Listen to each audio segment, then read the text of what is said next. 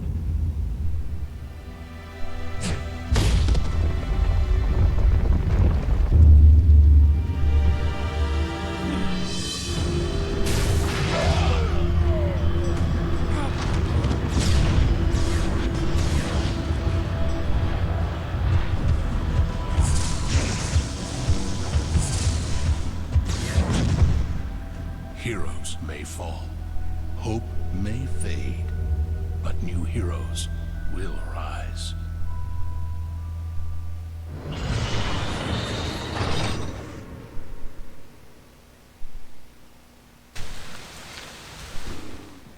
Okay, so, as I was saying, my computer doesn't load real fast. I'm just going to cut out those loading screens. So this is basically what the game looks like in-game. Hold on, adjust the volume here slightly. There we go, that's some sound. So you can left click to attack, you click to move, you can hold shift so that you don't move and instead you just attack.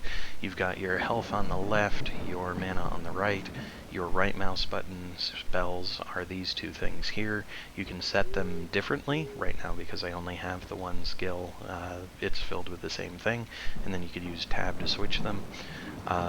And then you can also assign items or skills to your numbers, including potions. As far as gameplay goes, if somebody has an exclamation point above their head, that means they have something for you to do, and if it's a question mark, you've completed, or they're either waiting or you've completed. I think this is as far as I can go. You should carry on to the Estherian Enclave, but you're on your own. Warn them that the alchemist destroyed Torchlight, and is headed their way. He may be there already. Okay, so we will accept that quest. Alright, and then, so Abby is playing a engineer, so she's going to be leading. Yep. I have been used to being in the lead, just out of habit, and I tend to play more aggressively, so I'm going to have to get used to changing my playstyle. I got a fire wand. Oh, cool, already. Wow. But you'll never get it from me. Oh. Well, that's not really true. I could trade you a farmer's shotgun for the fire wand. Sure, why not? Okay. So you can trade, but loot in the game is character specific, which means if it falls on the ground, I'm the only one who sees it for me, and each character only sees their own loot. There's not a general loot pool, so if I were to try and give something to Horatio by dropping it on the ground, it wouldn't work. You have to go through the trade interface. And then you can see as I cast spells, my mana goes down and my charge bar goes up. And charge works differently for different characters. For the Embermage, when the charge bar fills, spells will become free and will have increased damage for a little while. So charge is really important to the Embermage, and not as important to... well, the charge bars is really important to each of the characters, they just use it differently. The engineer, for example, as their charge bar fills, they will... their skills can expend some of the charge to do additional effects. And then, for example, the Outlander, the ranged character, as their charge bar fills, they do more generic... over time, it grows the amount of extra damage they do, the attack speed bonus, that kind of thing. Yay, roll! Already? Yep. What Well, is... so we still don't quite understand what determines who gets how much XP. This is the first time we've been, this far apart in level, so I'm not sure if it's whether you've done damage to something when it dies, if you were too far away from something in the combat. because I was clicking on the horse. The horse? Yeah, there's a horse back at the first camp, so I was clicking on it while you were going through the loading screen. Uh-huh. And it was saying things, or why were you clicking on the horse? Yeah, it says things. Really? Oh yeah, it's kind of entertaining. Interesting. Okay. One of them was something like, you sidle over to the horse, it sidles away from you, or something like that. Okay. We need to go back. Oh, I'm sorry. It's this whole not following thing. Yeah, sorry. So we There's- do what we call a full clear, which is basically meaning we try and uncover every part of the map, which is good because we missed 2 things. But we did level, so when you level, well, I don't want my inventory, I want this one. You get stat points. You get 5 stat points per level, and you can add it to strength, which increases weapon damage, which will include spell damage because your spells do damage based on your weapon DPS.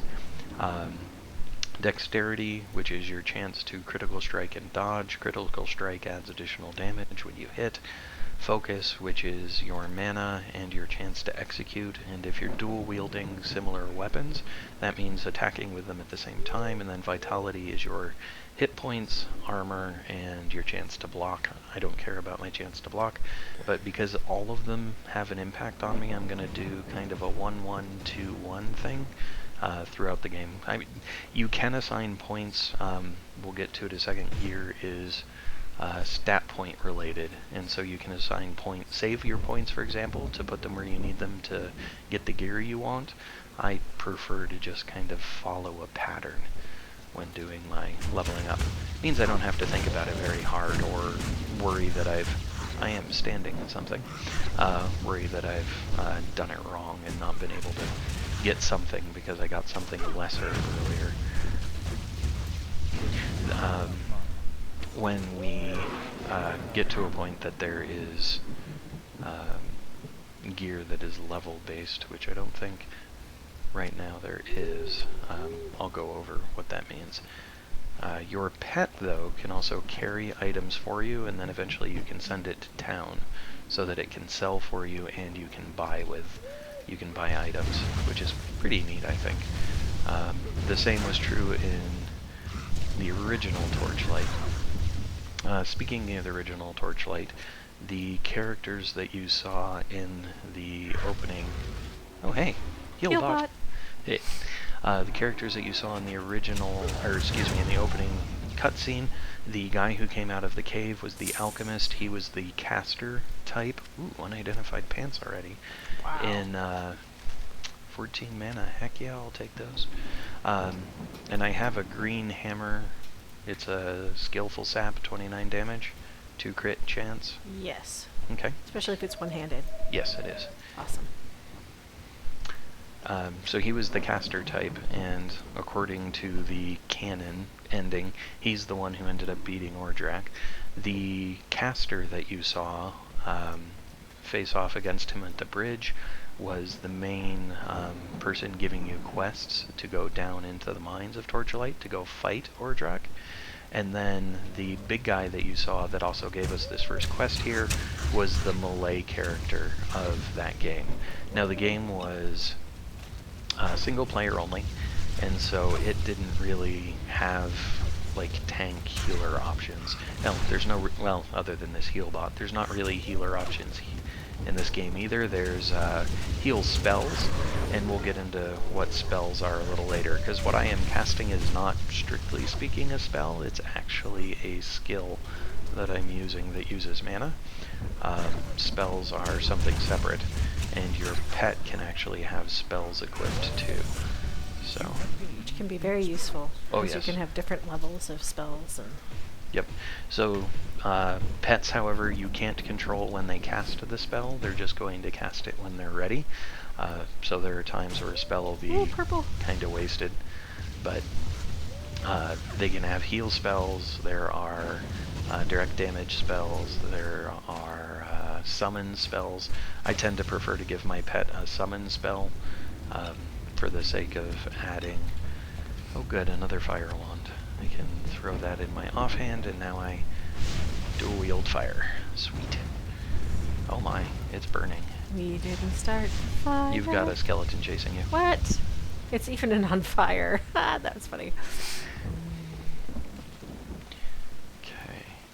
Okay. So yes, the Destroyer was the melee character in Torchlight 1, and I don't know why they decided not to include the ranged character from Torchlight 1, but for whatever reason they did. So there were 3 characters in Torchlight 1, there's 4 characters here. The game worked basically the same though. As you leveled, you had, and I will show that in a second here, but I'm kind of in the middle of combat.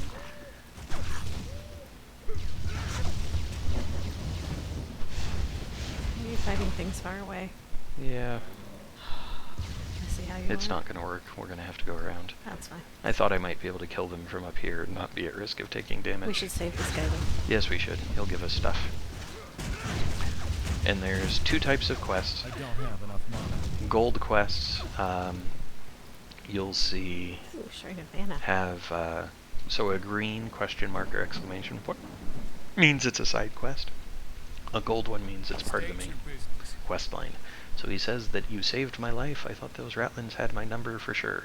So there's a staff, which I don't want because I don't want staves. There's a hood that I don't think I have, and then there's a collar because your pet can have equipment too. So I'm going to take the hood, and it should have auto-equipped. Yes, it did. 8 health. Yeah, don't care. Send that over. I'm to running my ahead pet. of you. We'll get used to this eventually. Well, you know, I'm just used to following behind, so now I can go wherever I want and expect you to follow me. Yep. And then golden chests have extra bonus stuff. Light tunic, ooh, venomender spec. And light boots, which I think I already have boots. No, I did not. Good. So socketed items, you can drop things in, and then they'll do different stuff. In the original Torchlight, you could upgrade your sockets, and unfortunately here you can't. When you transmute socketable items, so gems, here they turn into a random other gem of the same level. So there's not really a benefit to saving them. So using them just on whatever you have available can often be useful. Alright. Okay, so we should be able to finish the first quest here. I don't know if that's not going to be enough to level us. I thank you for your warning, but it has arrived too late. This alchemist has already come and gone, and it was all I could do to prevent him from entering the Enclave. As it was, many Estherians were injured, and since the confrontation, several more have become ill. We are not sure what is causing it. After his assault failed here, the alchemist carried on southward toward the temple steps. Commander Vale and her vanquishers arrived a short while later and pursued him, hoping to prevent further damage.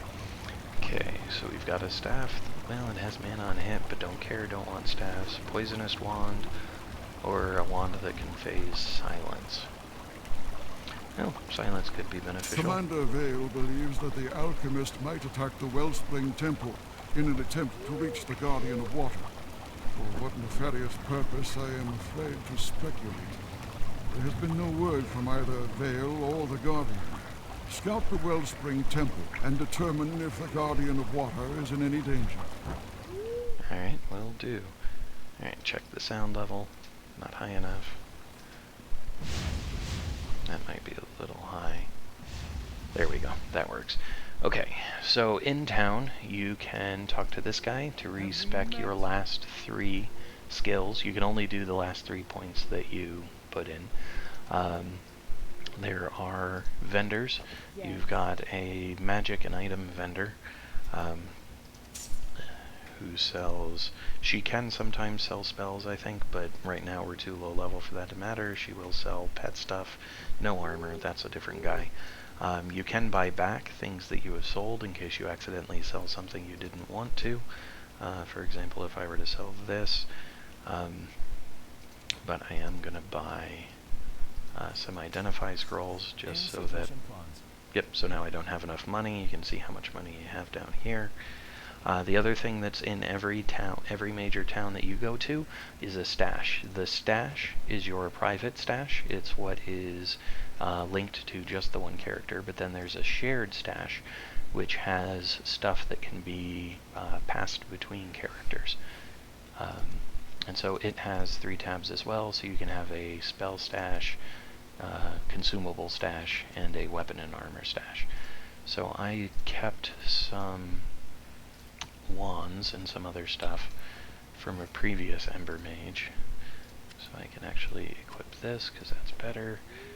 The boots work. Alright, and then this is what I was talking about. So here you can see that it says it requires level 3, or you can have 15 dex and 15 vitality. So you can assign your points with an eye towards utilizing gear, or you can choose a different method and assign your points just with an eye towards maximizing your general effectiveness. And then this is the armorer. You can shift click stuff to sell it. I'm not going to sell either of these two because I'm not sure which one I'm going to want to use. This one I can already use, so I am going to replace the non-ice surge fire wand, which is this one. And then I can sell the fire wand, and now I can use these gloves. Sweet. Alright. So I'll probably switch to one of these two wands at least, just because they do 50 damage, and right now doing 43 and 44. So now, if I go look at my character, I see that weapon damage is 22 to 62. But I can look at this tab for arcane statistics, and it should tell me that my right hand weapon is 52 damage per second, my left hand is 28, so my main hand is doing more damage, and I'm pretty sure it takes my main hand when it looks at my spell damage. So now I'm doing additional spell damage. Eventually there will be guys here who can recover gems if you want to keep a gem, or if you wanted to remove a gem from an item you could. And then this guy has a secondary quest. What's your business here? If you're going out to the temple steps, I could use your help. The Stormbjorn have set up a makeshift smithy there. They have 2 blacksmiths making suits of armor for wild warbeasts they've captured. Those Stormbjorns seem to be working from schematics, but they keep them under lock and key. Do you think you might be able to get in there and grab the armor schematics? Sure, we can do that. Might get some decent stuff. Don't do it, it's a trap. I really doubt it's a trap. I mean, I'm sure that the stuff is going to be well guarded and everything. We'll have plenty of things we can kill, but I don't think it's going to be a trap. The other thing that the game has is fishing. There is a fishing hole in town, but usually fishing is better out in the world. The way fishing works, you click on the fishing hole, and then when the outer circle comes into the inner circle and it turns red, that means you've hooked something. You click on the hook and then you catch it. And fish can be used to, not spells, to transform your pet. So this one can transform my pet into a spider, this one into a jackal beast, but I don't want to do that because I like Socrates as an owl, so I'm going to just use these as a potential source for funds. Fishing holes out in the wild can potentially you can potentially catch gear or goldfish, and a goldfish is literally just a fish that you sell for gold. So that is a brief introduction to Torchlight 2. Abby and I will be playing more Torchlight 2 over time, so we'll call this a good stopping point, and we'll pick it up again next time. So long. Thanks all.